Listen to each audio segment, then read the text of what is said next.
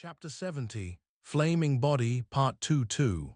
Yan Yongbo raised his eyebrows, and he leaned against the back of his chair.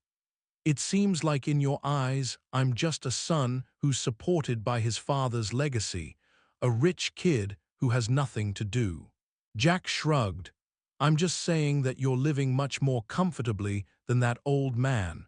30 years have passed with Dr. Yan Hong facing contention.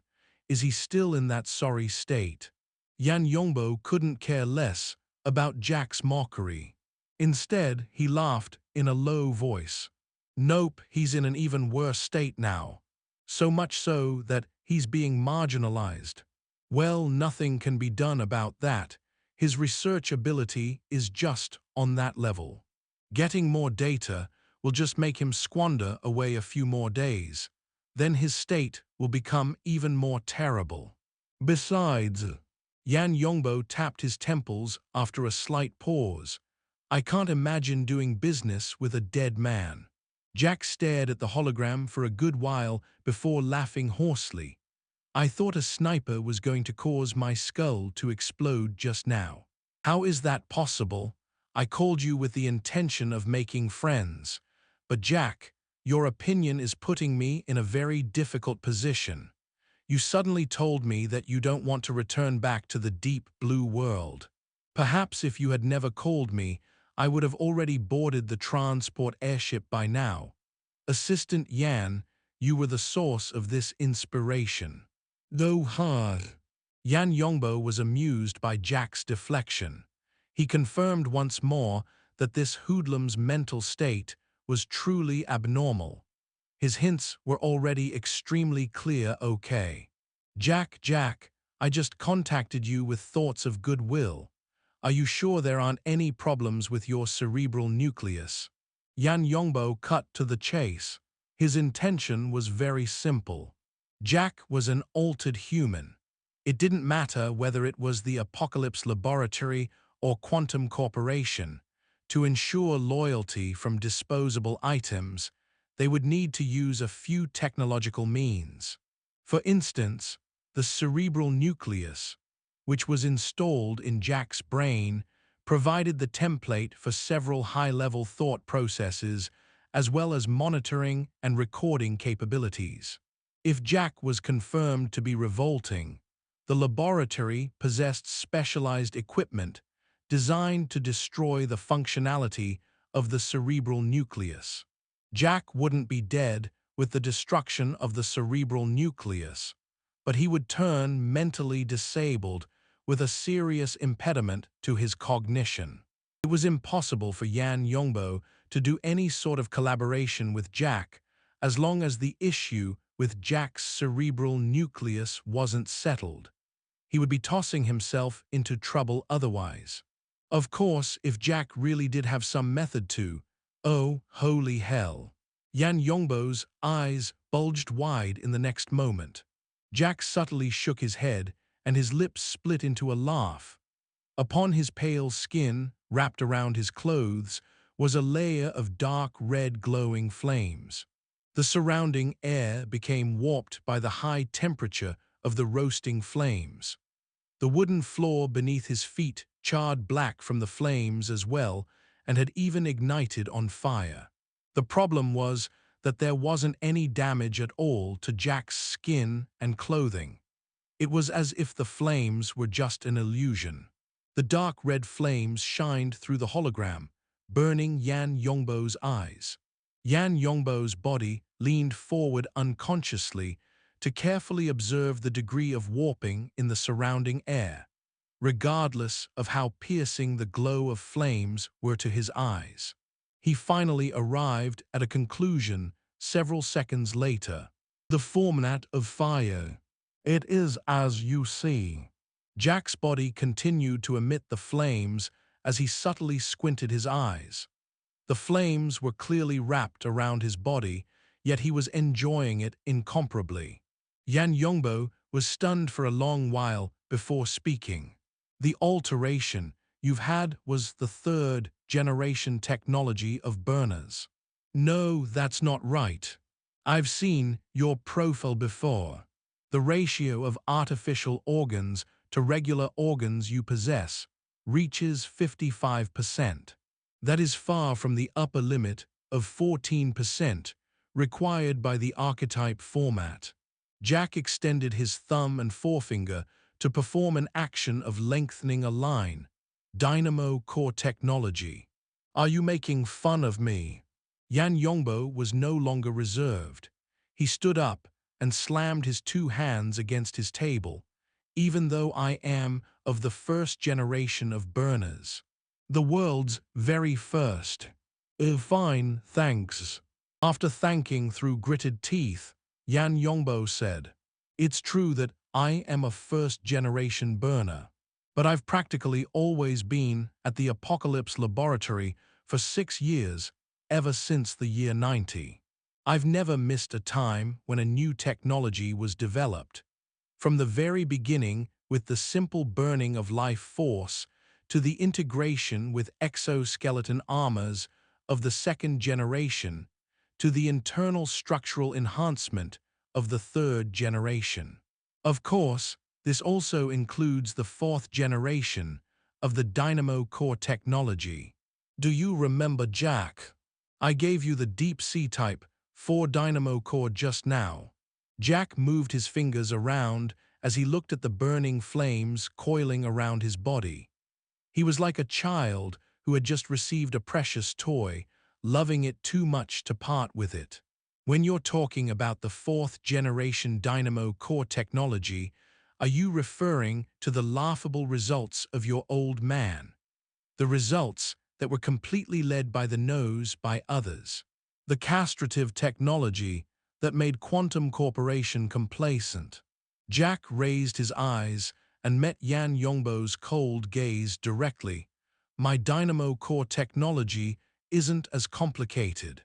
It's merely a correct application of the Dynamo Core. It gives an altered human, no, any human, the key method of becoming a burner. A silence was both inside and outside the hologram for a time. Luo Nan was already stupefied from watching. He looked down from high above and had seen the entire course of events. The great quantity of contextual information made him overwhelmed. Luo Nan had encountered the Dynamo Core before, and he had heard Jack mention the deep blue world. But something about an apocalypse laboratory, tapping into some stellar gate, and Yan Hong's current whereabouts were all included. Unfortunately, it was all fragmented. To piece all the information together would certainly be an extremely arduous task. And the most surprising thing of all was Yan Yongbo's current reaction. Luo Nan had experienced Jack's format of fire. He had believed that this was a new technology proliferated in secret by Quantum Corporation and backing powers. But Luo Nan understood when he saw Yan Yongbo's reaction. So it turned out that Jack's situation was a special case. Now this was interesting. According to Jack's words, Jack was just a chief miner in the deep blue world. Why would he know of these things? Luo Nan was in the middle of racking his mind when he suddenly felt Rui Wen's breathing tempo change to be a bit chaotic. The calm and deep waters had been disturbed by some outside force to form layers and layers of ripples. Luo Nan looked into the cause. It wasn't the disturbing device within her body. Instead, it came from Jack. It came from Jack's format of fire. The blazing wind attacked, causing ripples in the calm waters. The degree of the ripples wasn't on the level of a surging tide, and the change wasn't particularly strong, but Rui Wen still had to make adjustments after a moment of disorder. This sort of adjustment wasn't to return to tranquility. Instead, she adjusted to harmonize with the current situation. Her tempo increased slightly by half a beat. This increase in speed was of no consequence. The disturbing pulse from the device in her brain was brought in disorder instead. It had to increase its power output to continue its control over Rui Wen. but the speed in which it made its change was clearly a bit lacking. Luo Nan's mind suddenly had a flash of inspiration. The state of the body and mind between sleeping and being awake should have extremely large differences. There was no reason why the tempo would be fixed between both situations. The same melody possesses differences via allegro and adagio. It was obvious that Rui Wen had another tempo for breathing when she was awake, for when she was moving about normally, when she was in an intense fight, and so on. It was reasonable that there would be variations of her breathing.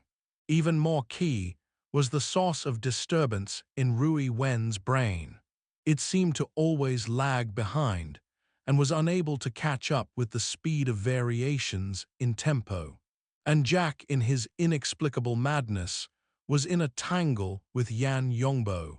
He absolutely did not take Rui Wen into consideration. An opportunity granted by heaven. Luo Nan focused his gaze on Jack. This inexplicably crazed fellow was still showing off his format of fire. Luo Nan knew fully well that this so-called flame was just an external shape. The true power and disturbing source was the archetype format. It was this thing that went completely against Rui Wen's own tempo of melody. So it's a format A. I am not lacking in format at all. Chapter 71, 5 minutes part.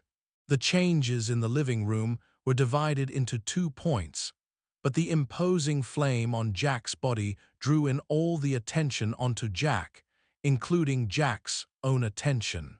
There was no one who paid heed to the unconscious Rui Wen on the sofa. The intense radiating heat in the room made it so that the changes over there could not be observed at all. The heat perfectly concealed it. Yan Yongbo had just recovered a bit of energy. He forced his body to relax as he sat back down in his seat. His elbows were propped on the table, and his hands remained clasped as they pressed lightly against his nose. Half his face was covered, as he tried to refrain from revealing excess emotions to be read. Jack, pardon me, but I still doubt your words. You know that I have stayed at the Apocalypse Laboratory for nearly 6 years. My advisor was Li Wei. Yes, I know, Li Wei is the head scientist of the laboratory. He is the dictator who directs everything there. Perhaps you know of his other identity. It's completely different from ours. Wait, Yan Yongbo found this topic to be far too dangerous. Some things that were well known still shouldn't be spoken out loud. Jack had no misgivings at all right now, but Yan Yongbo would mingle with those at the Apocalypse Laboratory in the future. Jack, I know what you mean. Your format of fire is excellent scientific proof. The format of fire of burners was, in fact, a high degree of coordination between a series of elements including feeling, perception, forms of thought, patterns of behavior, the structure of the body, and so on. Their energy was amassed in an efficient manner under the special format to form both the tinder and ignition of the tinder as a result. Since the ignition was successful for Jack, this explained how Jack was able to break away from the rigid template of the cerebral nucleus and truly achieve independent awareness. And so Yan Yongbo understood why Jack had become so irrational. Clearly, the template of his cerebral nucleus had lost its functionality. Jack had begun to have independent awareness and was handling his emotions and thought processes on his own. Since he wasn't very mature, the fluctuations of his emotions and thoughts were much more intense than that of a normal person. Congratulations to you, Jack. This is a new accomplishment, but there's a problem. This can't prove the source of your information, and most importantly, it can't prove the information's completeness. Jack spread his hand again. Completeness. I'm sorry, my information has always been incomplete. If it was truly complete, Did you think I would act as a gang leader in the recycling stratum? You said it yourself. You had the complete Dynamo Core technology. I only said that I used a correct application of the Dynamo Core. This isn't the same concept as completeness. Could it be that you expected a miner such as myself to tell you how to produce the Dynamo Core, how to wire it, how to calibrate it? That's far too hilarious. As for the source, I can only say that it came from Area 13. Area 13. Yan Yongbo's gaze turned serious. You're speaking lies. There is no one on our side who can enter in there. I'm certainly not lying. Core staff like yourself who work in the laboratory are all unable to enter. I'm just a chief miner and nothing more. The scar that covered Jack's cheek was illuminated devilish red by the flames. Even his throat seemed to emit flames as he split his lips and opened his mouth. But you ought to know that the highly contaminous waste of Area 13 will always go through the abandoned mining site for treatment. In a certain sense, the sewer touches closer to secrets than its neighbor as long as you understand how to process it. Over 100 people die each year in the waste treatment area. Yeah, so I had to swap a stomach, a lung, and all my intestines. The waste area was a place with high radiation that could practically ignite the sun. 100 stomachs, 1,000 lungs weren't enough to be tormented over. Yan Yongbo did not say these words. He understood that Jack wasn't going to explicitly reveal his secret, unless he was truly crazy. The information lacked a trustworthy source. Its value was diminished by several grades. But just based on the format of fire, Yan Yongbo decided to believe in it by a factor, and he began to haggle the price. All right, Jack, you're quite the moving man. I admit that the Dynamo Core technology, or at least its proper application, is enough to entice me. But this still isn't enough. You should know that I'm already a burner. It can help you obtain even more burners. At the same time, it can amend the laughable mistakes of your old man. This isn't a matter one man alone can help you with. It needs an entire team. Do you understand? I and the team behind me will need to take risks. I need a more convincing reason to help you. Jack suddenly stopped speaking. He stared at Yan Yongbo for a long time before laughing eerily.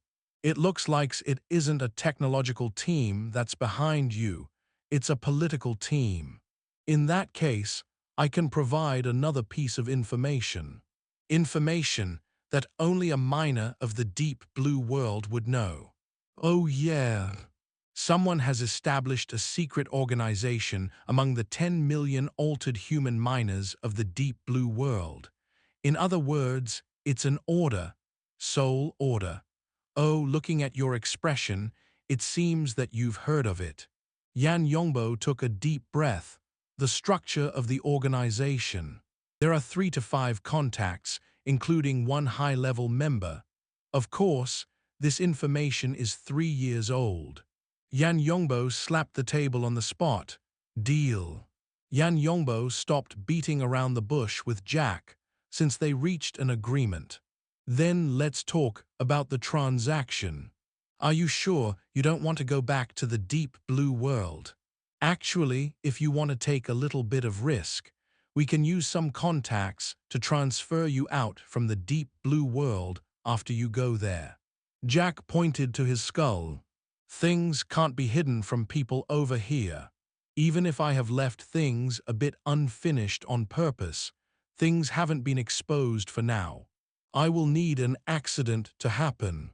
Then I will fade away and give you the experimental subject to take away. Oh right, I'll need a block of originum. About 10 grams of it. A purity of at least 30% should be fine. I'll need a fixed energy source to finish things completely. You sound so relaxed. Fine then, I'll arrange it immediately. Jack smiled, but he actually let out a breath of relief in secret. From Jack's perspective, Originum was even more important than Yan Yongbo's cooperation. He didn't leave things unfinished on purpose. Someone in an out-of-body state had destroyed things halfway. He needed to improvise right now. In a situation without special energy-supplying equipment, the special high-energy ore of the deep blue world was quite the decent option. The living room darkened as Jack withdrew his format of fire to reduce the wear and tear on his body. The current trick he used still had many limitations, but soon there weren't any problems. Yan Yongbo didn't know what schemes Jack was plotting in his mind, so he continued to discuss the details. A surface vehicle will be more appropriate as a means of transportation. It will be easier to operate in case the situation becomes messier. Jack spoke smoothly. As long as it's quite stable, all the other features don't matter. Our merchandise needs peace and quiet, otherwise, I can't guarantee that the effectiveness of the suppression chip. The characteristic of her ability is very troublesome. Peace and quiet, Jack. Jack went blank, and he suddenly turned around. Rui Wen's breathing had clearly become urgent on the sofa, and there was even a thin layer of sweat on her body. Of course, there was something even more eye-catching. An undulating layer of dazzling light ripples was right above her chest. It rapidly enveloped her entire body. An erect figure rose up from the rippling light like a strange building emerging up from the waters. Its features changed from being fuzzy to become clear as it gradually appeared. This figure was exceptionally eye-catching in the dusky living room, which had just lost the illumination from the format of fire. It was so eye-catching that it was directly projected into the pupils of Yan Yongbo within the hologram. Archetype Format. Chapter 71, 5 Minutes, Part 2-2. Luo Nan's soul body soared in the night sky, rushing towards Rui Wen's position at rapid speed. Ink was relying on its air superiority to be 7-8 kilometers behind him. This crow was located with the second team, but the distance continued to be pulled apart.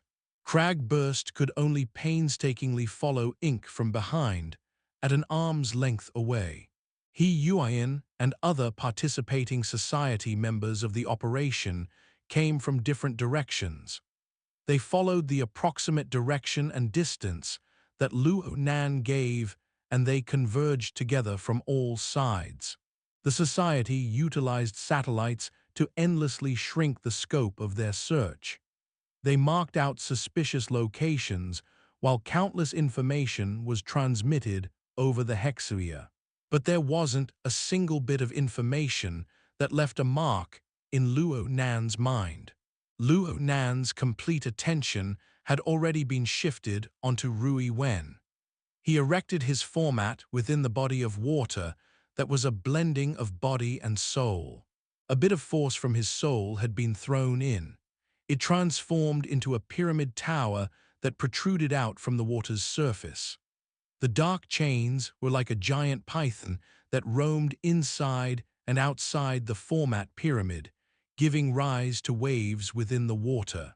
Luo Nan's objective was to influence and disturb Rui Wen's tempo, to force her tempo to change and have her break away from the influence of the pulse in her brain.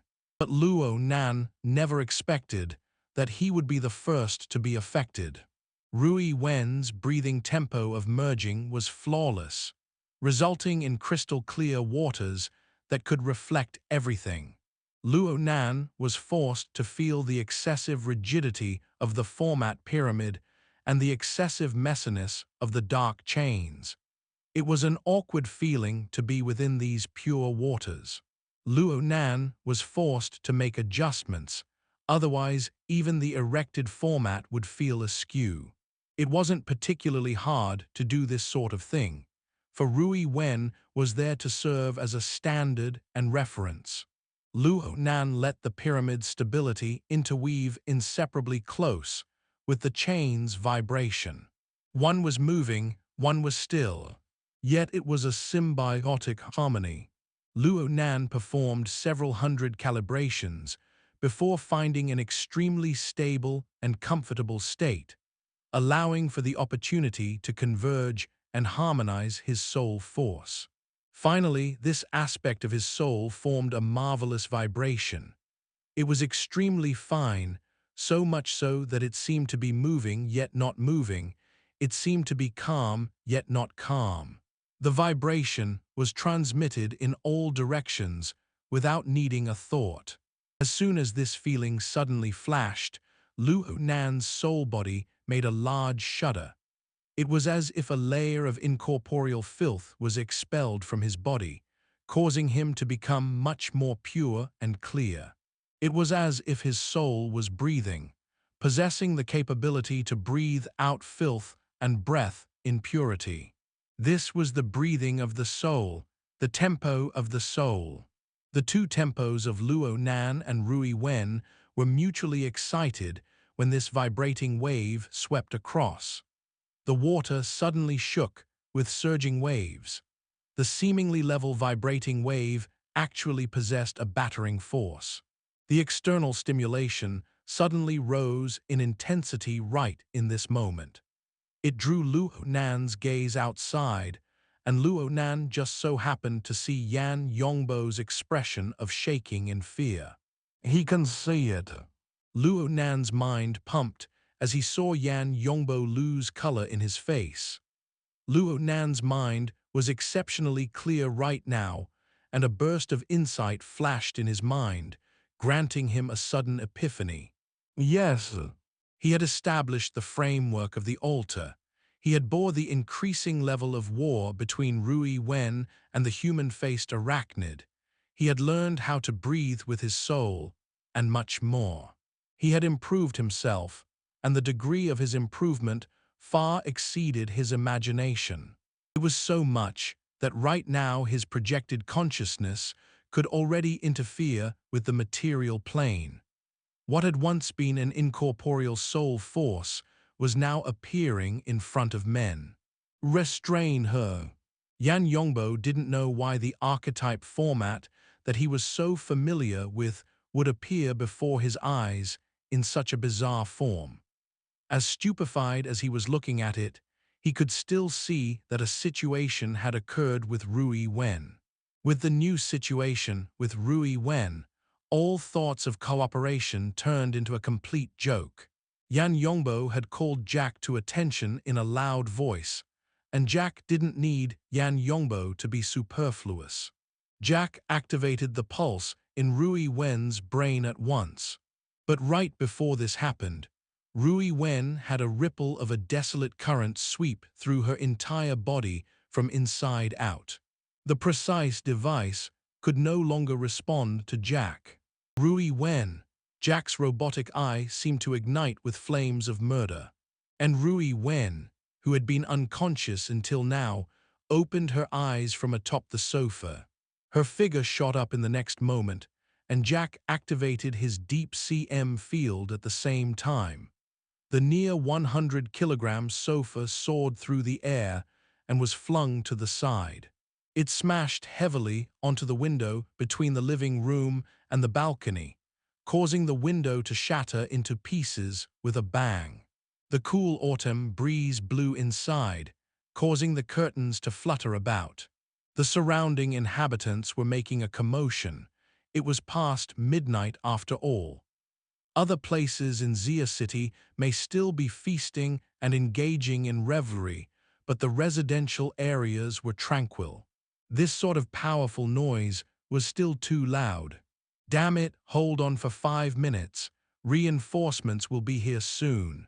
Yan Yongbo shut off the communications after speaking these words, and the hologram faded away. Jack turned a blind eye to this. His eyes were only on Rui Wen. The living room wasn't that big. There were no obstacles between Jack and Rui Wen right now. But Rui Wen seemed to possess an instinct to conceal within the darkness. She dropped noiselessly to a corner where the shadows were the densest. She didn't open her mouth, didn't utter a sound. She just looked coldly at Jack. Jack pressed against his forehead lightly to alleviate his sharp rush of emotions. Rui Wen, you predator, always destroying other people's dreams. Before Jack could finish speaking, Rui Wen's figure suddenly twisted within the shadows of the corner. She launched an attack towards Jack at an absolute high speed. But faster than her rushing attack was the desolate blade aura that suddenly flashed from the void. Jack's deep CM field had been constantly active. It enveloped practically every furniture in the living room. But Jack snorted in this moment. His body fell backward as he rammed through the front door. There weren't any lights there, but soon dark red flames rose dramatically to illuminate his face. Jack's face had already been riddled with scars, but soon half his face rapidly withered up. A distinct scar could be seen on his cheekbone, and this scar continued to split. The ash-white bone was already drooping by half, and what spurted out wasn't blood but flames. Right on target, even though Jack had both the deep CM field and the format of fire to interfere, he was still unable to stop Rui Wen's blade aura. In reality, the blade aura would have probably run through his skull if he didn't interfere. A one-hit kill. Luo Nan floated in observation. He could see things much clearer now. Rui Wen's ability was like Zhang Yingying's white rainbow. The white rainbow was like a water cloud belt that coiled around a mountain. It had a more fixed form in comparison. Rui Wen's blade aura was more intrinsic in nature. Rui Wen's blade aura was hidden within her basic air. It could suddenly explode out, coming without a shadow and leaving without a trace. Its sharpness was still second to what was truly penetrating, its cold, deathly silent air. Before Luo Nan could even see the trajectory of this killer attack, half of Jack's face was already done for. Rui Wen. Jack's voice turned obscure, and he retreated even further backward. The home AI system, which didn't respond at all during all the commotion, opened the entrance obediently like a dog. Jack had already rammed his way out when the door was opened by just a crack. Rui Wen made not a sound as she pursued to do another attack. But then the metal door slammed shut with a bang at this time and even locked itself. It wouldn't be easy to open it within a short time span. And two clangs rang out in the next moment. Two cylinders, the size of water cups, had been tossed in through the balcony seemingly simultaneously. They went through the broken window and passed through the living room to arrive in the entrance hall quite accurately. Amazingly enough, only 30 seconds had passed since Yan Yongbo cut off his communications. Chapter 72, Soul Quelling Tower Part. A grenade. Luo Nan's soul observed from above. He could see that the two cup-shaped toys were clearly military-standard grenades. He recalled that a defensive grenade had put Crag Burst in a precarious situation a while ago, and he was stupefied for a time when faced with the potential might of these grenades in this confined environment. He just instinctively gave Rui Wen a warning. His mind was just a blank on what to do next. He saw Rui Wen rapidly turn around in the next instant, increasing her speed by pushing off her foot. She actually forged towards the grenades in a rush. Could it be that she was going to hit them back like in the movies? Before this thought could finish forming, Luo Nan could only watch helplessly with his all-encompassing view at the explosive power coming from within the grenade. He saw the outer shell warp, split, fragment, and finally explode into the air. He observed all the details of the entire course of events. It was so precise that time seemed to move in slow motion. But the problem was that the explosion occurred the moment when Rui Wen increased her speed, in an instant faster than the blink of an eye. Shrapnel didn't spray out, but there was a strong flash of light and an enormous boom. In addition, electrical arcs flickered about as well. A shock grenade and a pulse grenade. Two tactical grenades were superimposed. Even a tiger would topple from it. The explosion exceeded 170 decibels, causing all the glass items indoors to shatter simultaneously. The surrounding neighbors' windows above and below couldn't avoid it, and the entire apartment story went into a commotion. Actually, Rui Wen had finished her maneuvers in the instant the two tactical grenades exploded. Her entire body had already leaped in midair and was bursting out towards the balcony. But Rui Wen took the explosive sonic wave like taking a hammer. Her body, which was filled with tension, lost its balance. The distance between the entrance hall and the balcony was 7 meters. She would have made it in a single leap normally, but this time she fell halfway there. Rui Wen displayed great tenacity and persistence. She rolled the moment her shoulder touched the ground and leaped up forward again towards the balcony. She deviated slightly, but the difference wasn't big. No wonder she did this. The entrance door behind her had opened up, and Jack came charging back in with a body wrapped entirely with dark red flames. In a state where she had taken on a shock grenade and a pulse grenade, it would be hard for her to face Jack in a frontal fight no matter what. She needed to get some time, some space, to adjust her breathing. But right when Rui Wen had leaped through to the balcony and was about to stand up, a 2-meter bulky silhouette came hovering up from below the balcony without a sound. It was an exoskeleton armor formed from joining together metal modules. It was painted with a layer dark, light-absorbing material. It was a bit indistinct, with the night scene as the background. But a deep and dense air extended noiselessly from this steel body, and temperature of its stored scorching heat caused the air to subtly warp. Luo Nan could even vaguely see a fuzzy, complicated structure appear from the ripples of the warped air, inside and outside the exoskeleton armor.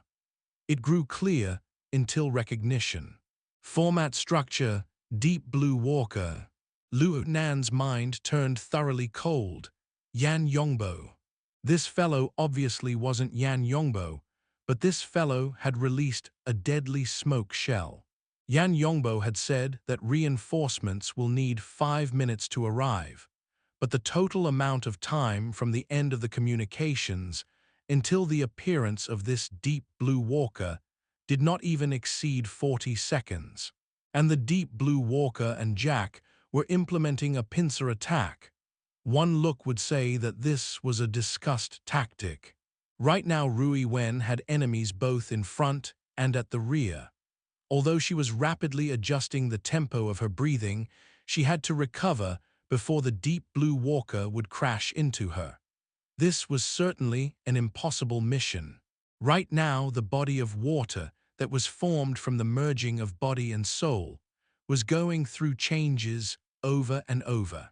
Surging waves were no longer rising, instead, the entire foundation was rocking. How hard would it be for Rui Wen to recover her merged-as-one feeling under these circumstances? The deep blue walker on the balcony extended his hand, seeking to seize Rui Wen, who was in a dizzy and unbalanced state. Luo Nan absolutely didn't have much time to think. He just knew that he needed to do something. And the sole thing he had that could intervene right now was merely the sole force he had projected over here, only the towering format pyramid. Right now the living room was illuminated by the format of fire on Jack's body. The dark red glowing flames flickered about.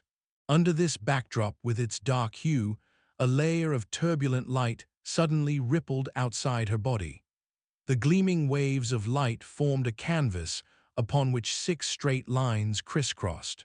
An upright tetrahedron structure was constructed in an instant. The rippling light shook, and the tetrahedron shook as well. The two structures superimposed onto one another, and the tempos intertwined to rapidly form a mutual offset. They echoed each other in a dynamic relationship. From behind, Jack saw this marvelous image that was like an illusion. A sudden thought caused him to increase his speed as he alerted the deep blue walker on the balcony. "Take her life." Nearly in sync with Jack's shout came the coalescence of Luo Nan's mind. His consciousness focused. Freeze! At this very moment, this simple and abstract polyhedron structure was like a Soul Quelling Tower that stood tall in the void. All wave motions were flattened in an instant, and at the same time, it fixed the rippling light outside Rui Wen's body in place, stopping the vibration of her body and soul, which she once found hard to control. Extreme movement followed extreme stillness. The interference on the mental plane and the material plane exploded with a rumbling recoil, and the tetrahedron outside Rui Wen's body warped and faded away. This bit of soul force that Luo Nan projected over here had nearly been annihilated, and the scope of his senses turned extremely fuzzy. But all of this was worth it. The instant of stillness was the greatest opportunity. Rui Wen had seized the key turning point of the body and soul, merging in an instant, bringing the tempo of her body and soul under control. The deep blue walker didn't rely on Jack's warning to go for the killing blow. The palm that he reached out with suddenly increased in speed, grabbing onto Rui Wen's neck in one move. The problem was that the 5 fingers covered in armor had yet to perform the killing squeeze. The air on Rui Wen's body circulated, amassed, exploded, and a formless blade aura came erasing across. The deep blue walker grunted. There were no visible wounds whatsoever to the exoskeleton armor, but the hand suddenly lost its strength. It was as if water had been wrung dry from the bones and muscles beneath the armor. The hand was shriveled and stiff, losing functionality. Even more fatal was that disorder appeared within what had been an intact archetype format. The format of fire weakened in strength. Amazing! Though Luo Nan's vision was blurry, he could still sense Rui Wen. He really wanted to give her a high five right now. Rui Wen's attack went from the intangible to the material, from the material to the intangible. It was realized on both the material and the mental planes, a marvelous and outstanding shifting. The ability originally affected the mental plane, having results like the human-faced arachnid's siege hammer attack. Yet it also could slay the material, having inflicted heavy damage to the fleshly body of the deep blue walker. This genius-style attack exceeded all the variations that Luo Nan could imagine. He was hooked by that ability and awareness to easily shift between the mental plane and the material plane. He really wanted to launch a siege hammer attack to do some experimentation. But Rui Wen maintained a calmness that was inconceivable. It was as if the person who had just sunk into absolute passivity had just narrowly escaped mortal danger, had just unleashed a brilliant and outstanding attack, was a completely different person. Her actions were sharp and flowing. She swayed her body lightly and shed herself free from the firm grasp of the deep blue walker's 5 fingers. She exerted strength as soon as her feet touched the ground, even though she was barefoot and the ground was covered with broken glass. Though glass shards were embedded in her toes, the shards were unable to penetrate the flesh of the soles of her feet. She gathered her strength into a fist for an attack, and charged with force. She collided directly under the open arm of the deep blue walker together with her terrifying deathly silent blade aura. Chapter 72, Soul Quelling Tower Part 2-2. Rui Wen's fist was heavy and tricky. The exoskeleton armor, with a weight reaching 300 kg lifted, was into the air with a rumble from the force of her fist. It didn't move a particularly long distance, but the force of the heavy fist had penetrated the armor to eat away at the bone. The person inside the armor had taken practically all the damage. The deep blue walker moaned miserably. He had lost awareness in half his body and had lost his equilibrium. The structure of his format was a chaotic mess, dispersing the format of fire. He even had problems with piloting the armor. Right now he was still awake, but he was just relying on strength from his day-to-day training.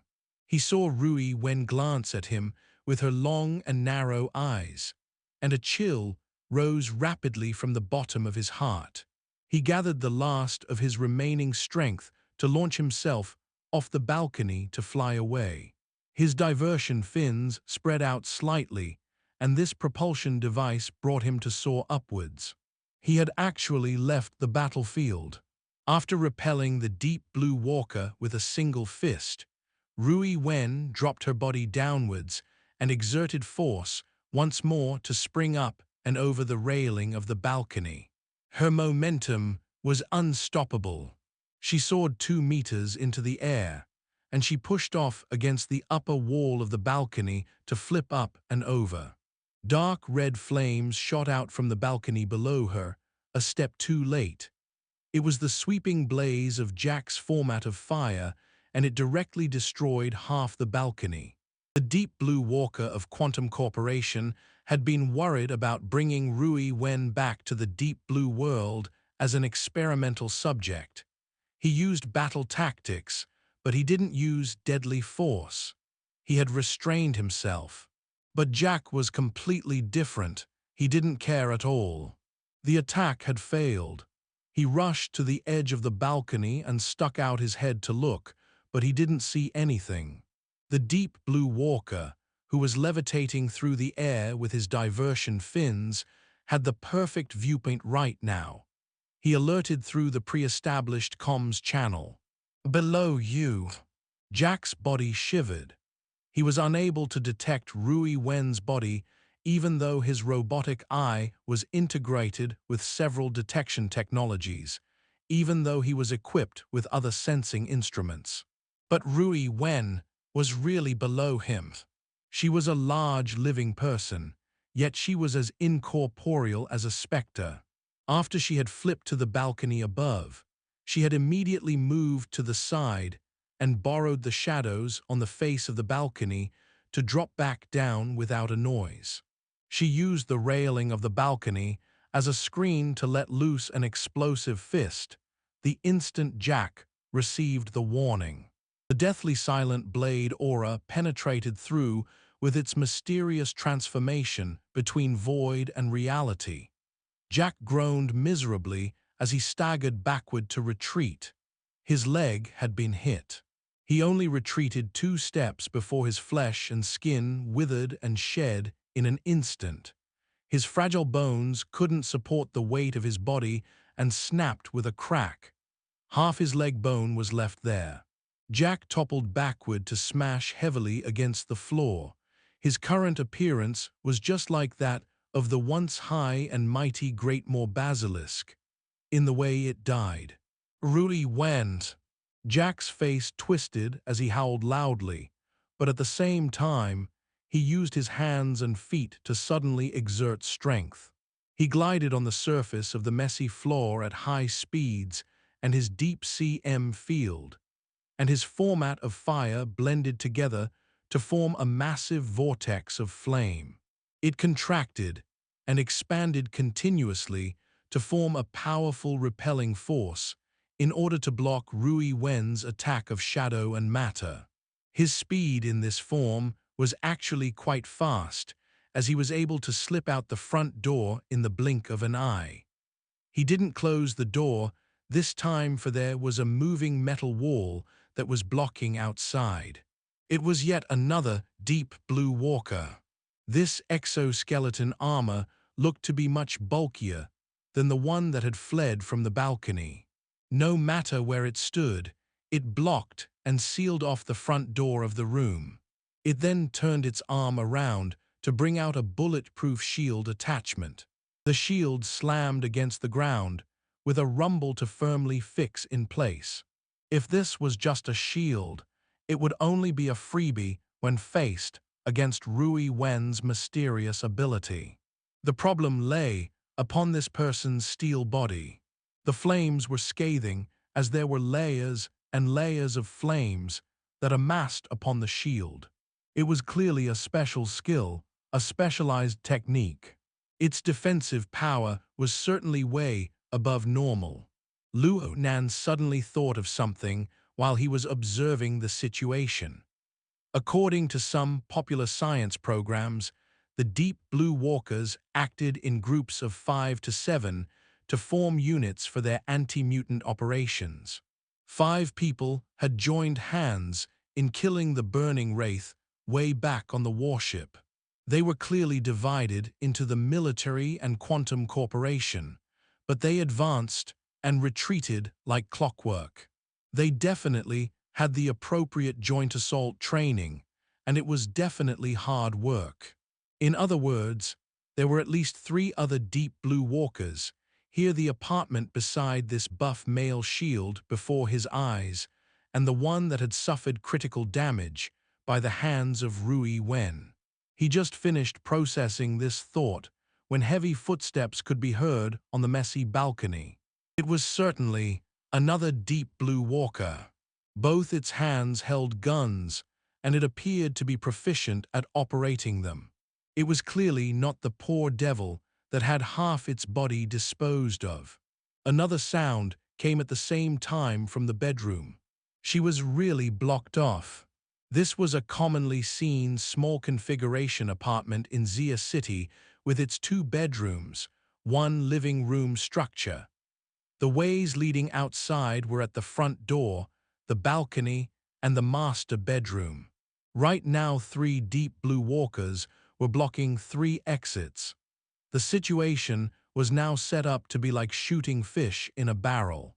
This wasn't a battlefield suited for deep blue walkers, but it would be hard for Rui Wen to have the strength to resist if they could properly make use of their tactical ammunition, of their shock and pulse grenades to form waves of attacks. The situation had made yet another dramatic change. Yet Rui Wen made not a noise and not a sound. She had no intention of changing her target.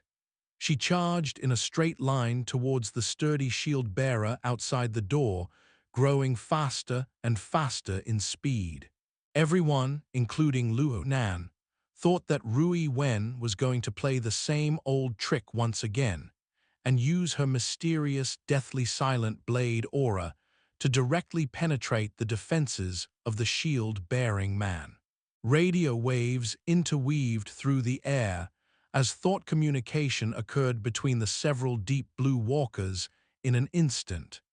It's impossible for Wall 5's 100-layer flame to be penetrated by a single attack. Follow up with a wave of shock grenades.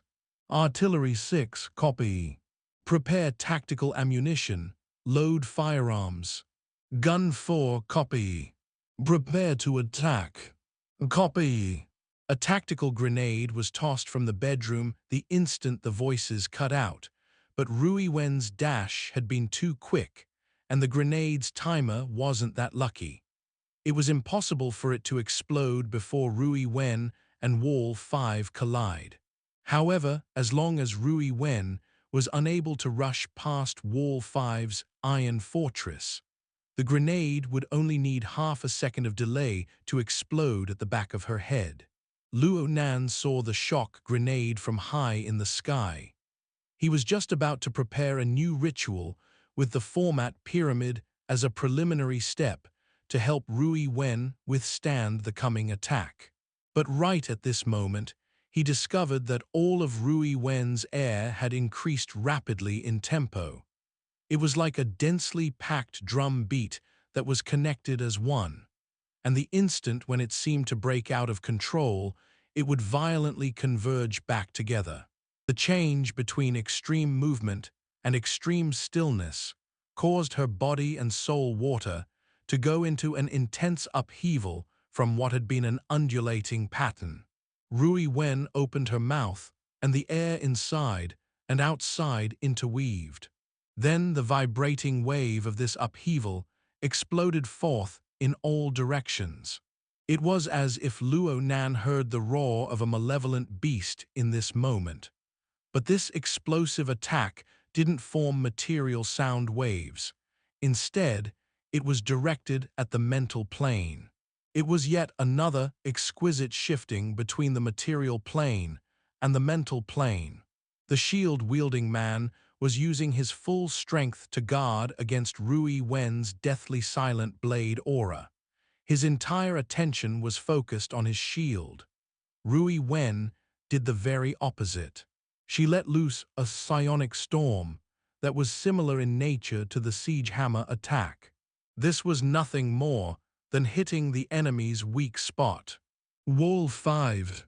The shield-wielding man's medical signs had suddenly changed, causing the commander of the team to discover that things were far from good and to issue a warning.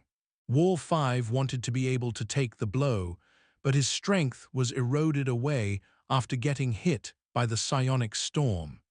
It was as if a noiseless dark river had hit him. It was empty, cold, and desolate, yet it directly targeted his weak organs. A single attack of penetration. The 100-layer flame suddenly extinguished, and Wall 5 fell backward to face the sky, his shield covering his body. Chapter 73, Fire Within the Lake, Part 1-2. The shock grenade exploded behind her, and Rui Wen threw herself head first onto Wall 5's body. The intensely shaking air, her body and her soul all rumbled and swayed. Yet prior to this, Rui Wen had her body and soul maintain the state of upheaval, steadily seizing the tempo. She was like a veteran boatman, steering a boat at flying speeds within the enormous gale and waves. Even if she were to face greater stormy seas, she was experienced to the point of proficiency. The coming situation was sheared continuously, leading her to actually cancel out the majority of the attack. This sort of excellent battle intuition was truly formidable and terrifying. Rui Wen performed a roll on the shield and then jumped up. She walked out 2 steps with somewhat of a slight stagger, but Luo Nan's format pyramid flashed outside her body, soon pacifying this little bit of aftermath damage. Rui Wen twisted her head to look all around, searching for traces of Jack. There was not a soul in sight within the corridor of the apartment. The windows and even half the wall had been smashed to pieces in the stairway. With the deep blue walker's large sizes, it wasn't easy to use the elevator or stairs. So they had directly smashed through the window and wall to come in directly from the air. Jack ought to have fled through there. Heavy footsteps echoed within the room. The gun-wielding deep blue walker, Gun 4, rushed out the door. His magnificent body performed a tactical maneuver from up high in the air, and he landed half-kneeling onto the ground. He blocked in front of the shield-wielding man, who was unable to get up any longer. The muzzle of the gun locked onto Rui Wen, but he didn't pull the trigger. Even though he was a deep blue walker, 2 of his comrades had fallen in a row. Clearly, fear was born in his heart, restraining him. He had to think about how to proceed in order to control the problem with the ever-decreasing number of members on his team. Rui Wen did not consider him to be of importance. She spoke not a word from beginning to end. She just shot a cold glance at the pitch-black muzzle of the gun and directly leaped down from the smashed window and wall. This time, she really did leap down. Gun 4 didn't attack. Artillery 6 had walked to the front door. He looked at the remains of the exploded shock grenade over here. His mouth was mumbling whispers. It was unknown what he was saying. 3 deep blue walkers were in the narrow staircase and front entrance area, filling the space completely. One was standing, one was kneeling, one was lying down. This kind of tacticless and undisciplined behavior made the lighter, Brain 1, truly furious. Are you guys just going to give up like this? In any case, there's only 1/3. Cough, helmet. Wall 5 was the one to respond. His air continued to grow weaker after finishing his sentence. Gun 4 hurried over to help him remove his helmet in order to avoid Wall 5 from choking on his own fresh blood and die. Gun 4 and Artillery 6 looked at each other in dismay when seeing Gun 5's appearance. They then asked, "How's Fist 2?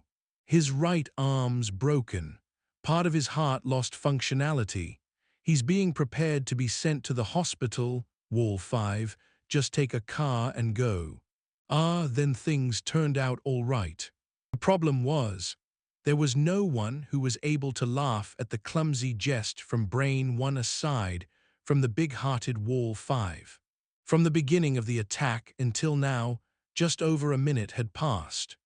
Rui Wen had gone back and forth between the front door and the balcony, defeating 2 deep blue walkers and cutting the burner Jack's calf. In the end, she withdrew with ease, even if their hands and feet were somewhat tied with having the objective of capturing the target alive. What the hell was this feeling that came from collapsing due to a single touch? Artillery 6 tossed away the remains of the shock grenade in passing. It seemed he wasn't affected by giving up the search for Rui Wen, so he asked, "Are we still going to enter the second position?" Brain 1 didn't respond immediately. In the end, Gun 4 couldn't help asking, "Are you sure we're not facing a mutant?" Looking at the data, half an hour ago the target slaughtered a great more basilisk, like slaughtering a chicken. You should be asking why a transportation mission had suddenly turned into a siege fortification mission. His mind had somewhat flown into a rage from the humiliation. He wasn't the one who ordered the mission to be completed as fast as possible, but all the following tactical deployments came from his own mouth. He couldn't help being furious from facing today's complete failure. I have the same misgivings as well, but we don't have the ability to look into who's responsible for the time being. A sudden radio wave entered the internal communications channel of the group of deep blue walkers. Yan Yongbo's figure occupied a small portion of their tactical visor.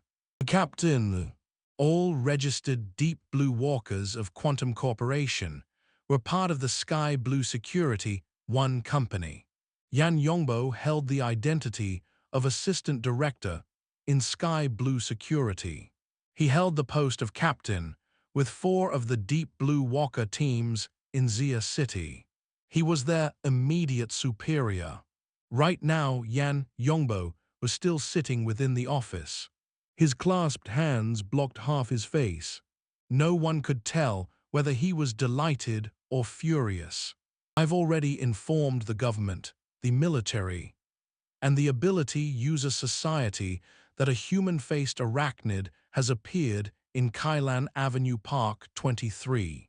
While a team of deep blue walkers from my company were transporting en route, they discovered that a human-faced arachnid had encroached on city residents, so they set out to stop it. The half-complete body of the human-faced arachnid stimulated the potential of an unidentified person, causing their ability to awaken. According to the relevant clauses of the memorandum, I allowed the temporary use of deadly weapons and submitted a report. Emergency authorization. Brain 1, who acted as the team commander, understood Yan Yongbo's thought process in a flash. It actually came as quite the surprise to him. The deep blue walkers of Quantum Corporation were not permitted to be deployed with highly deadly weapons under the authority of the government and military. The deep blue walkers, specialized with powerful equipment, could only stay idle in weapon warehouses or atop of transport vehicles. Their group was originally assigned a transport mission where they would need to pass through the wilderness, so they were allocated with the appropriate amount of deadly weapons. The weapons were all stored on the transport ship. The original intention was to equip and use the weapons after arriving in the wilderness to protect themselves. But now they had to be used in accordance with Yan Yongbo's wishes. The pressure Yan Yongbo was receiving this time was extremely large. If he didn't handle the situation well, the emergency authorization wouldn't pass deliberation. His position in the company would probably slide all the way to the bottom under the pressure from the government and the military. Yan Yongbo certainly knew the consequences, but the consequences were nothing in comparison to letting Rui Wen escape under his own eyes. He continued speaking. Your mission is extremely critical. You need to eliminate the human-faced arachnid and protect the innocent civilians as best you can at the same time. What about those under the arachnid's control? Do your best to reduce the damage, but your own safety is still the most important. Use the appropriate terrain and choose long-range weapons. Understood. Brain 1 had understood tacitly and terminated the call with Yan Yongbo. He switched to bossing around his underlings. Let's carry out the orders then. Luckily, there's a particle cannon in the vehicle. This apartment building looks quite decent. Go mount the particle cannon here. Aim at Park 23. Vaster. Unless you guys want to send Snake 7, who's already in place, into the enemy's mouth. Luo Nan's gaze followed Rui when all this time, and he followed her to jump down together. Right now, the severely limited range of his senses had finally approximately scanned the external properties of the apartment building. His luck was quite decent too. He barely caught a glimpse of the logo of the apartment. This information was transmitted back to his soul body on the spot. His mind branched out, and Luo Nan suddenly discovered that his soul body was already extremely close to the location of the incident. Before the thought could fade away, the surrounding dusky and muddled area turned radiant in an instant. Luo Nan's view had changed. The map of his all-encompassing senses unfurled in no time.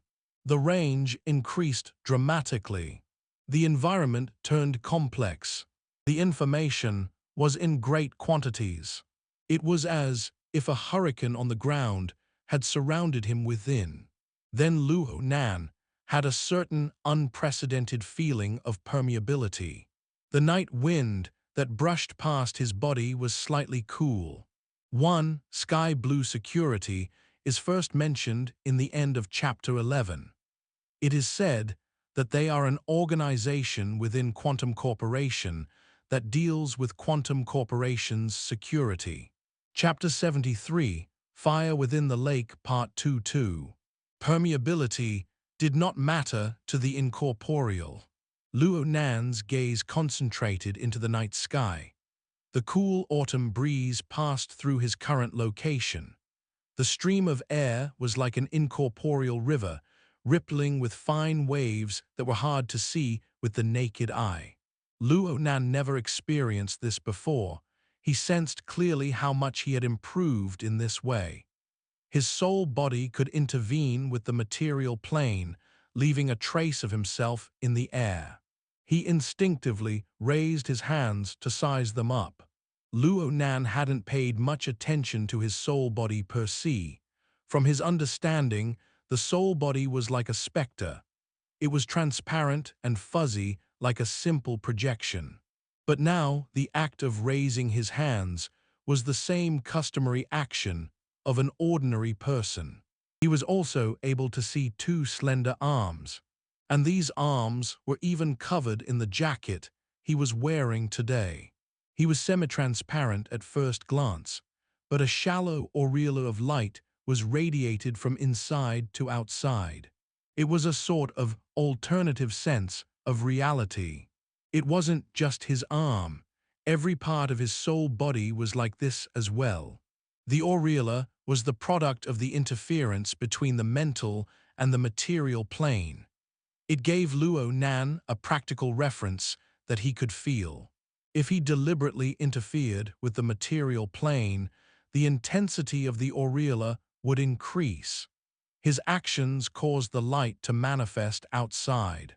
And if he were to deliberately pull away from the material plane, the aureola would rapidly fade away, causing his soul to return to being hard to see with the naked eye. Of course, this was merely the most basic method of execution. A great amount of energy would be wasted upon use. It was completely inefficient. A truly highly efficient method would be known just by looking at Rui Wen. Right now, Rui Wen was running on the outside wall of the apartment building. The word running was extremely suitable for what she was doing. The scale of this apartment building was quite decent. It had a height exceeding 100 stories, which meant it was over 300 meters high. Rui Wen was moving on the vertical face of the building. She was slow at first, using both her hands and feet. But soon she grasped the way to maintain her balance, relying only on her two legs. Once in a while, she would do a coordinated jump. It didn't matter if there were any balconies protruding out. She borrowed the support of the railing to move as if she were on flat ground. Luo Nan felt that her abilities were every bit a match with those veterans of the society. At least on the Friday night operation, cat eyes had descended down the side of a building at flying speeds from a high altitude. It seemed that her rush down wasn't as sharp and fast as Rui Wen's was right now. And separated around 20 stories below Rui Wen was the figure of Jack rapidly descending. Jack obviously knew that Rui Wen was chasing him. Though his leg had been snapped off, he could rely on the state of his superhuman body, use his arms and feet, and rely on the effects of his deep CM field to be like a gecko dropping down at rapid speed. His speed wasn't considered slow, but the problem was Rui Wen was faster. In the space of a single breath, the distance between the two was drawn to being less than 10 floors and to be within 30 meters. Jack turned his head and swept a glance. Then he looked back down again. There were still 40 stories of height left. He suddenly screeched and suddenly jumped down. This action seemed to be deadly, but the direction he moved was extremely accurate. He crashed through the middle of two decorative glass terraces and was stalled by a steel support structure for a moment before smashing onto the ground. The time was midnight. The pedestrian vehicles in the vicinity were scarce in number. Yet amidst the sound of a rumbling motor came an accelerating military all-terrain vehicle. It drew in at rapid speeds. Jack got up with a jump, colliding into the ATV. This was far too coincidental. Who would believe that this wasn't pre-planned? Luo Nan had seen Jack use the terraces as a buffer as he broke them. Rui Wen couldn't copy this, so he probably broke free from her. And once that ATV would drive onto the high-speed magnetic rails, Rui Wen would find it hard to chase after Jack, even if her courage and strength were incomparable. With a churning of his mind, Luo Nan locked onto the driver of the ATV. He borrowed a bit of strength from the human face arachnid, which was being cultivated. The siege hammer was unleashed, the attack hit dead on, and the driver grew weak and collapsed. The ATV rapidly switched over to its autopilot function, but high-speed motorized movements would certainly need the input of a driver during the heat of battle. Right now, the ATV lost a bit of control and needed some time to automatically recover from this backswing. Rui Wen took this time to jump down from the apartment building. It was 40 stories, it might even be a bit higher. Luo Nan was just stupefied in place. Right now, Rui Wen made a graceful jump, as if everything was normal. She jumped into the night sky of Xia City from the vertical face of the building. The dusky color of night blended with the neon lights of the metropolis to form a messy smear of a background. Rui Wen's slim figure was the most eye-catching silhouette within it. When the force of her jump was nearly exhausted, when gravity was about to become the prevailing force on her body, a wave of air exploded from her body with a bang. It was as if she shook off some shackles of some sort. Her entire person became like a glider. She swept past at low altitude, combining speed and gracefulness perfectly. Gravity was forced back. Rui Wen couldn't completely overcome gravity, but she could control the direction. She found a place where she could borrow some force and grabbed the long extending pole of a street lamp. She did something that even a world-class gymnast would find difficult to do. She rotated once around the pole and flipped into the air, completely eliminating the damage that would have been brought by gravity and completely entering a domain that could be controlled. Rui Wen dropped to the ground gracefully in the next moment. Her position was about 30 meters to the front right of the ATV. Luo Nan saw firsthand the entire course of events of Rui Wen leaping down from high in the sky. He could only gasp in admiration at this. During the course of events, Rui Wen's merged as one body and soul tempo had reached the end limit of change. It was like her entire body was shifting back and forth between the material plane and the mental plane. The boundary between the two was completely blurred. There were even a few flashes where she seemed to transform into the void. Luo Nan was closely linked to Rui Wen, so he was able to lock onto those inconceivable flashes of time. Because of this, he was able to start understanding the single logical principle behind all of Rui Wen's combat abilities. She was a person who roamed at the edge of the world. The merged as one body and soul tempo was an inconceivable superpower. It gave her the gifted instinct to shift back and forth between the material plane and the mental plane. It made each and every one of her actions hard to pin down and impossible to withstand. But Jack wasn't moved emotionally the same as Luo Nan. Go F***K yourself. The unconscious driver had been pushed out from the ATV. Jack ground his teeth as he switched to manual mode. The ATV's speed didn't decrease but increased, facing Rui Wen as it came charging over. Rui Wen dodged out of the way and Jack went humph from within the vehicle. The ATV completely couldn't be hindered. A flame shot out from his shoulder. Another attack was sent at Rui Wen. The format of fire seemed to be out of control. Perhaps it was because things were like this that Jack didn't slow down the ATV at all. He deviated to the side and cut into a green park nearby, crashing into the flower bed that surrounded the park with a boom. Jack flew directly out of the front car window under the effects of the intense inertia. He had saved some time getting out of a car. After a roll, He ducked his way into the trees. Rui Wen maintained her silence. She was like a ghostly phantom, sweeping over the treetops, continuing her pursuit. Jack practically had no chance to catch his breath, and he had lost the courage to face Rui Wen head-on in combat. He tunneled his way through the shrubs of the park, using his hands and legs. He used this sort of sorry and humiliating method, with gritted teeth, to buy time for a contact signal that should have long arrived. This was the second battlefield confirmed by Yan Yongbo's underlings to him. This was an expansive area where the deep blue walkers could truly display their abilities. As soon as Rui Wen was lured here, the in-position 5-7 deep blue walkers would launch a joint attack. They would use their absolute power to suppress and capture Rui Wen. But who was going to tell him where the team of deep blue walkers was at? The bushes reached their end.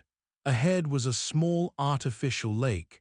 The pitch-black surface of the water blocked the way ahead. Jack couldn't stop his body in time, and he didn't dare to stop still. He charged into the lake head first. Rui Wen arrived noiselessly to the skies above the lake, the instant he entered the water. Her deathly silent blade aura erased across, and fine ripples were shaken onto the water's surface. A muffled scream came from the lake's surface, as well as the sudden illumination of dark red flames.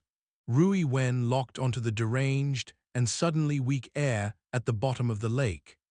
She adjusted her stance slightly and was just about to enter the water to finally settle things once and for all when a tiny laser dot shined on her body above the lake's surface. A terrifying attack descended in the next moment. Chapter 74, Blood Spirit Seed Part. The electrically charged particles collided fiercely with the molecules of the air. The atmosphere of the skies above the lake seemed to suddenly be painted with the color of devilish green. The intensely twisting air was like layers and layers of flickering demon fire that covered the near 2-acre lake. The reaction of the molecules didn't matter. The kinetic energy of the attack had arrived a step ahead of it. The particle beam was weakened by the near 2-kilometer straight line distance. The beam had already diffused out rapidly, losing a substantial amount of its penetrating force. But the scope of diffusion was so great that there wouldn't be an opportunity to dodge at all. Rui Wen's body had been in the air above the lake. She was smashed instantaneously into the lake by the terrifying attack. The lake swelled and then gushed up 2 meters high, then she sunk directly to the bottom. Then the stream of rays generated from the particle beam covered the entire surface of the lake, contributing just a little bit of its effects to the attack. Confirmed hit on the target, reported Artillery 6 calmly from atop the apartment building. We've been locked on by a satellite. The SCA is trying to link with us remotely with their authority. They're requesting assistance in shielding. Understood. Stand by for 30 seconds. We can withdraw after we confirm the extent of damage to the target. Brain One's response had been simple. Then he called out a different member of the team, Snake 7. Snake 7. Okay. I know already. Nevertheless, I have to wait for the radiation to drop a bit. Damn, why must these kinds of dangerous work always fall into my hands? A lazy voice, which was on a completely different wavelength than the other members of the team, had spoken out. The voice was quite successful in making Brain One's face turn ashen. Brain One even felt a headache coming on. Even though Yan Yongbo was helping endorse the use of the particle cannon, firing this grade of a weapon within the confines of Xia City put him under a great deal of stress. Evidence for locking them up in prison was locked in the second the particle cannon was mounted on the building. They would be sent to the court of law after everything was over. Even if they had Quantum Corporation backing them, he was unwilling to take this risk. And right now, it was none other than Snake 7, this fellow, who was carrying out the current mission. Brain 1 barked. The radiation of this area won't drop even after 100 years if you don't intervene. Move faster. Snake 7 cursed, but his actions weren't as prudent as the words he had spoken. A deep blue walker with a slender build flew out of hiding from the outer side of the lake half a second later. He was propelled by a propulsion device to pass through the extremely scorching atmosphere. He inspected in a circle above the lake. Damn, this old-fashioned armor is not radiation-hardened at all. The built-in measurement instruments have all been fried. You have 15 seconds before I have Artillery 6 fire another round. F***K. Snake 7 immediately stopped complaining. He knew that the team leader would really do such a thing. His efficiency increased under pressure. Snake 7 reported back 5 seconds later, "I've discovered the response of the target. Wait, false report." Snake 7. There are 2 people in the lake, okay. The interfering element always needs to be eliminated first, right? Snake 7 had flown down to the lake while he was speaking, lifting the culprit who had caused him to make a false report and tossing the culprit onto the lake's shore. Jack, is he still alive? Brain 1 wasn't the one who had spoken. It was Yan Yongbo. Yan Yongbo, the commander, was 1 level higher up than Brain 1. Yan Yongbo had bypassed ranks to speak time and time again. Clearly, the pressure he was facing was not the least bit smaller than what Brain 1 was facing. Snake 7 pulled Jack's face over. It's like this guy's skull is a dehydrated fig. I need the Deep Sea Type 4 Dynamo Core inside his brain. Forget it. Just bring his corpse back. As you wish, sir. Oh, right. Later, can you give me 15 more seconds?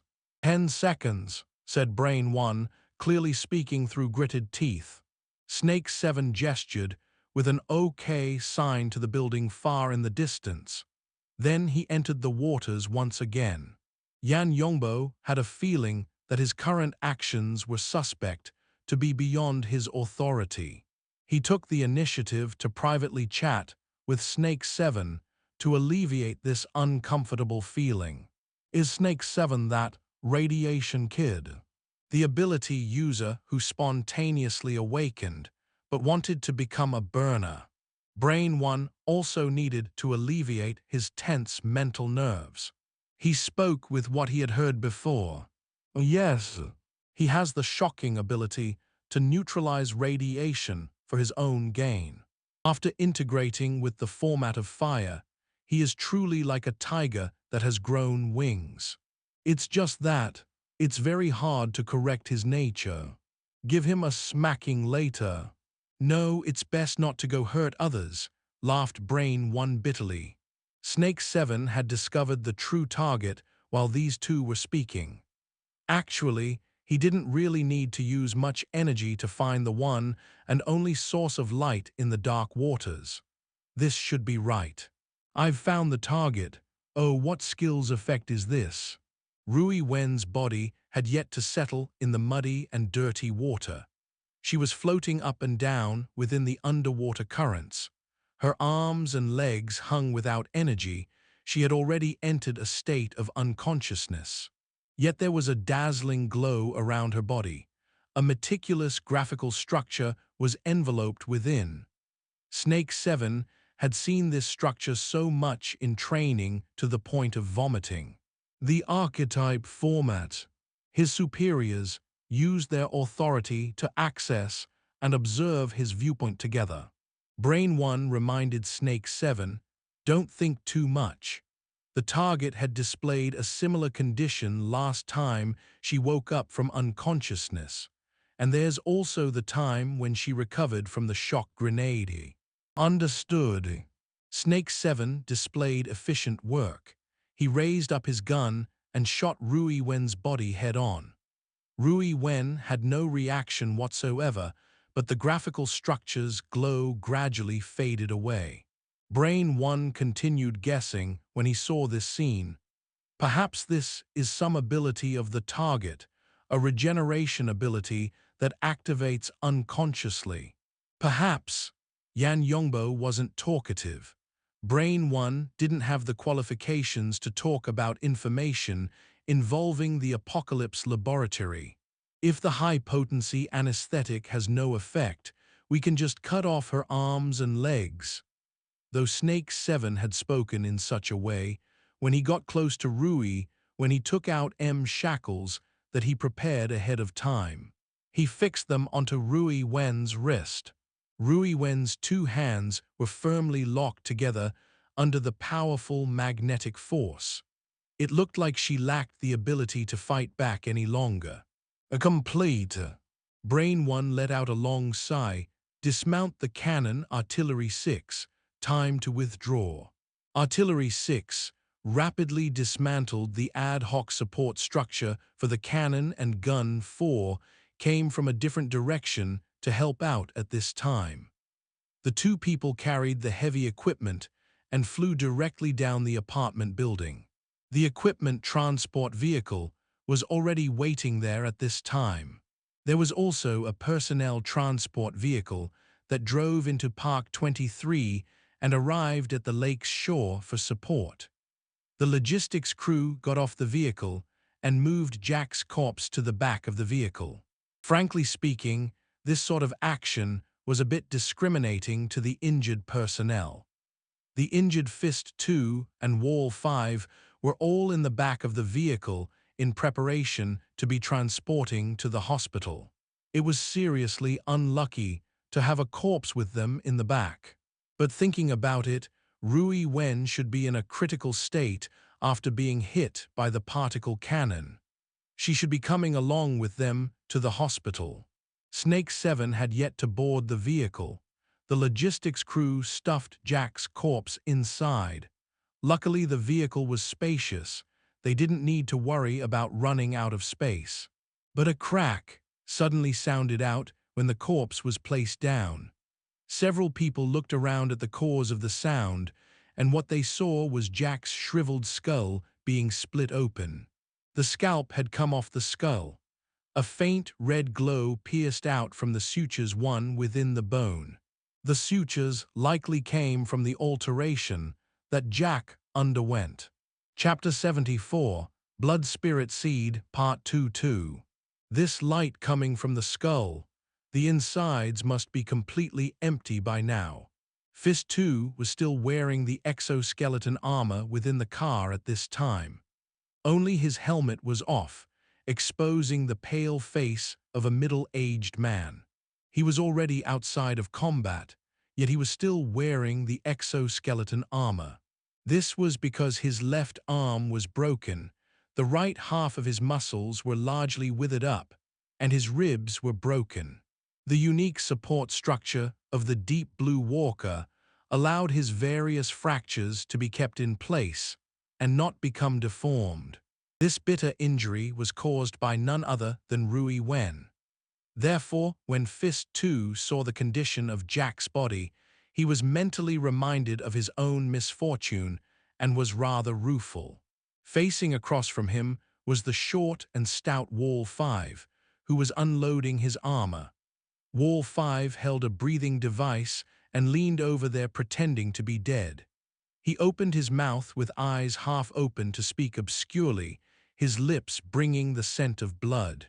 My inner organs are going to be completely empty too. What's inside? Dunno, let the hospital dissect him later then, spoke Fist 2. Then he laughed bitterly, we've been dissected ourselves too. Wall 5 gritted his teeth in recollection.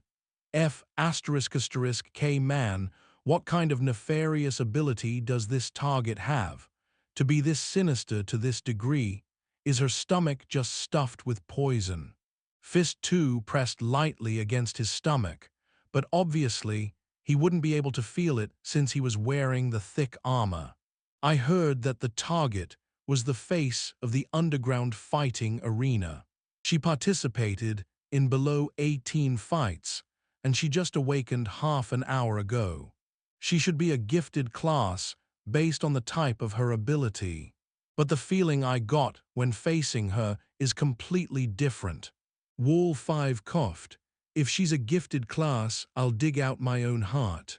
Even if you don't dig your heart out, it's going to be dug out anyway. The scale of alteration you'll need will easily exceed 50%. Us two comrades must head on the path of altered humans to survive. Wall 5 banged his head against the steel plating of the vehicle. Altered human, altered human. My 10 years of sweat and blood will become wasted from this alteration. That may not be true. Fist 2 lowered his head to look at the sinister appearance of Jack's death. This fellow is an altered human, but he is a burner as well. He reached out his hand to touch Jack's skull while he was talking. The dark red rays were coming from precisely inside to radiate outwards through the sutures of the skull. But he never expected Jack's skull to be this frail. The scalp had flaked and split. The finger enveloped in armor touched the skull, lightly causing a piece of bone to actually come off and fall inside the skull with a despondent sound. And so a cavity was formed. The red glow inside was even more eye-catching now. Fist 2 and Wall 5 had good eyes. With just a glance of an eye, they were able to get a general idea. Wall 5 was given a fright. This brain tissue, will the condition of my body be like this in the future? Fist 2 snorted. He didn't rush to check Jack. Instead, he accessed the team comms. An anomaly has been discovered with Jack's intracranial cavity. Open it and take a look. Yan Yongbo took matters into his own hands once again, speaking over Brain 1's position. In the end, he supplemented with, "Open the shared view." Understood. Fist 2 turned on the camera built into his shoulder and exerted force at the same time. Jack's malevolent skull was pinched to pieces like a dried-up eggshell. He could see the shriveled and withered brain tissue inside. It had shrunk to merely the size of an egg. Normally, brain tissue was whitish-gray, but this tissue was nearly black. It was as if a fire had blazed it to be burnt. It was seriously deformed. But even more eye-catching was the object in the center upper section. What looked like a wheat kernel was embedded there, still radiating with a subtle light. Fist 2 scanned the kernel with instruments and reported back with the relevant information. The brain tissue has lost activity. The kernel in the center has the qualities of a metalloid. Its surface temperature is 90 degrees centigrade. Take it out for further inspection. Understood. Fist 2 reached out with his right hand with nimble and elaborate fingers, even though they were enveloped by a thick metal glove. He pinched and lifted the metal wheat kernel, practically, without touching the deformed brain tissue at all. Various sensing instruments continued to display their effects. Soon, high-precision scans enlarged the fine structure of the metal wheat kernel to full view. Yan Yongbo waited, before confirming at this time that this wheat kernel was actually formed from a thin, hair-like metal wire coiling tightly and closely woven around itself. The coiling loops of lines were so densely woven that no slits could be seen at all. Dynamo Core.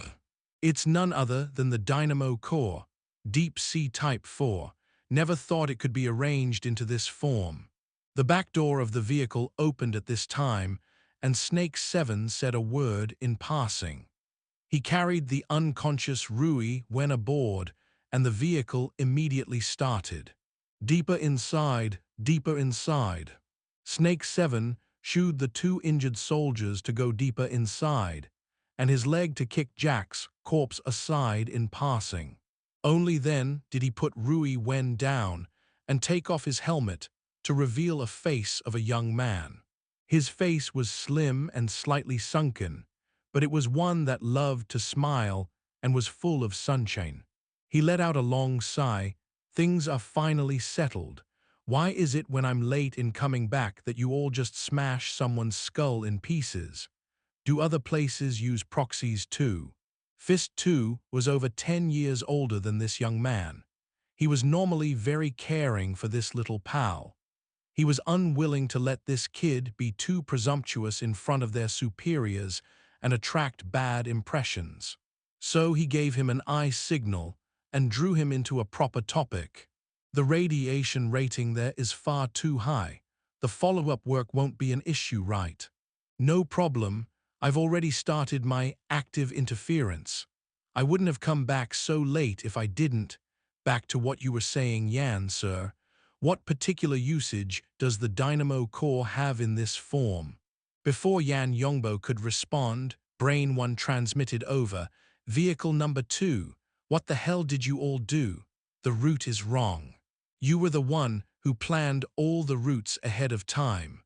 Snake 7 extended his head to look toward the driver's area in the front.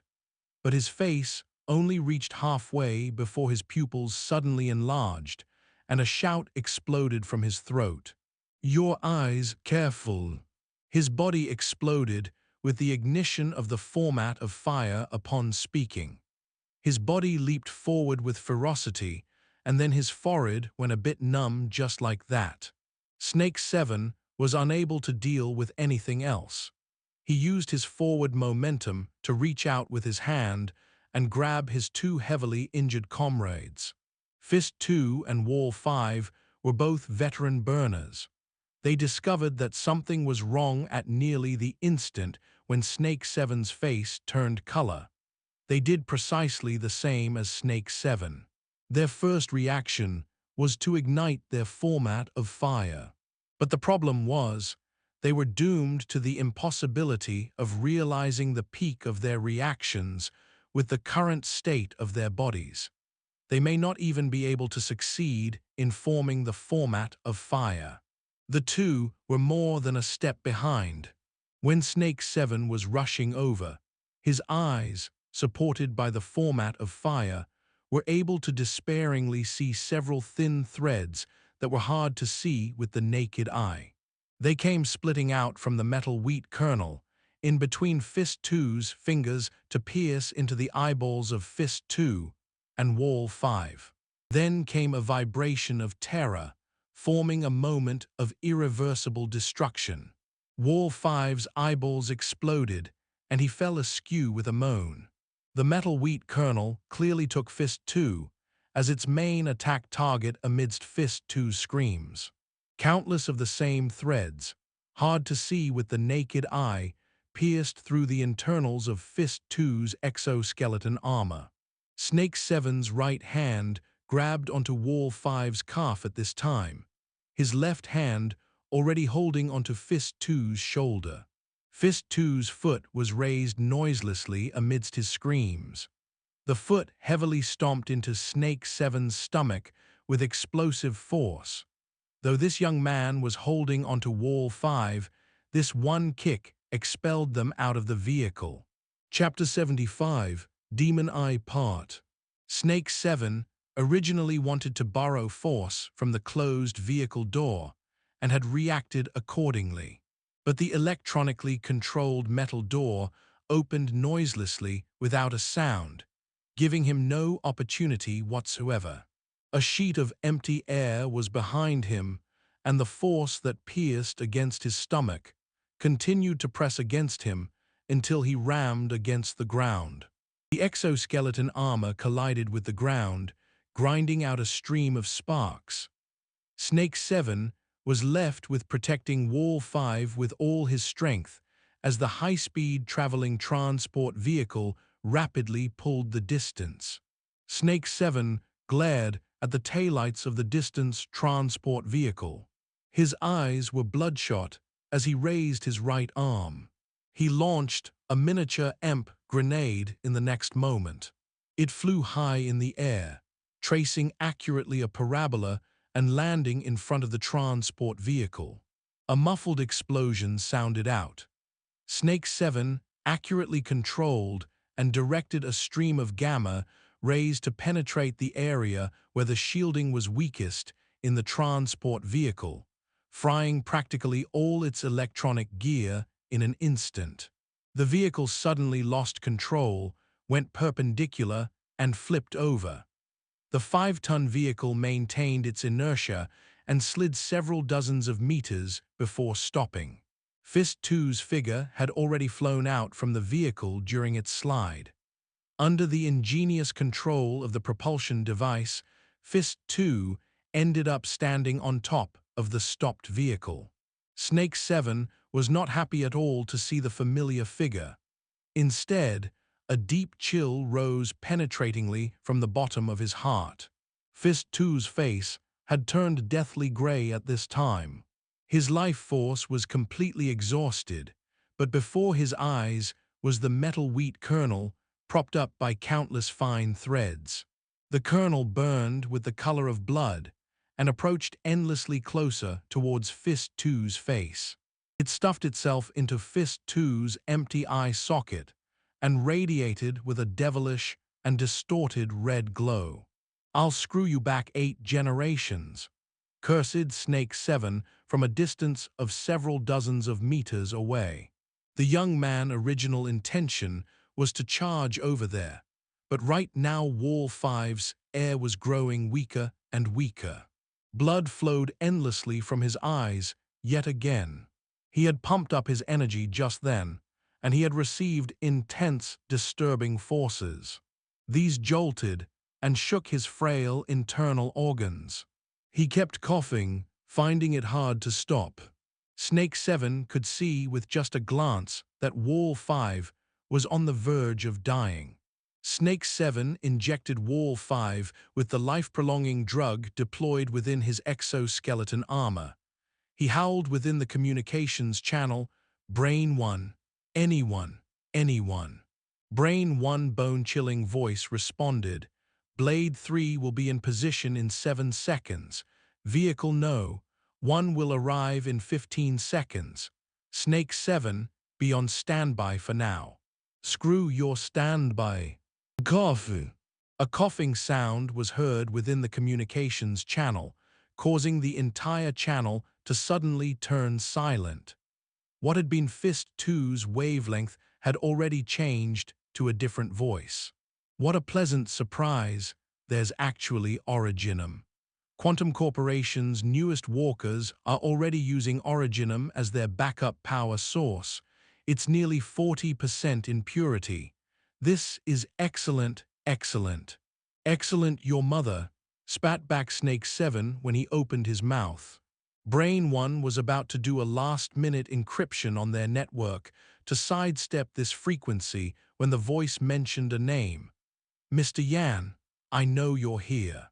Yan Yongbo's restrained voice cut in after a second of silence. "Jack, what the hell are you up to? Showing you the marvels of the Dynamo Core in this form." Dark red flames exploded from the eyes, the nostrils, and the mouth of Fist 2 as Jack was speaking. It rapidly formed together to spread all around Fist 2's body. "I am extremely apologetic for such a thing to happen. I should have used more peaceful methods, but I have no choice. I am far too hungry. Do you remember? You had used my previous body as bait to make that shot with the marvelous and peerless particle cannon. It would have been nothing were it not for my power supply being cut off. I was forced to look elsewhere to amend this. Otherwise, the new life that I had worked so hard for would have come to a premature end. I didn't want things to be this way, and you shouldn't either. If not, who will show you the Dynamo Cores?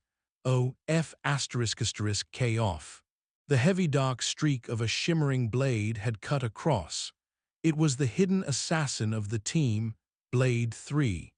He had borrowed the shadows of the Dark Knight to leap onto the transport vehicle and perform an attack from behind. This was a specially configured exoskeleton armor. It was practically a whisper all the way until the shimmer of the blade was right at Jack's body. Only then did the armor unleash its full might.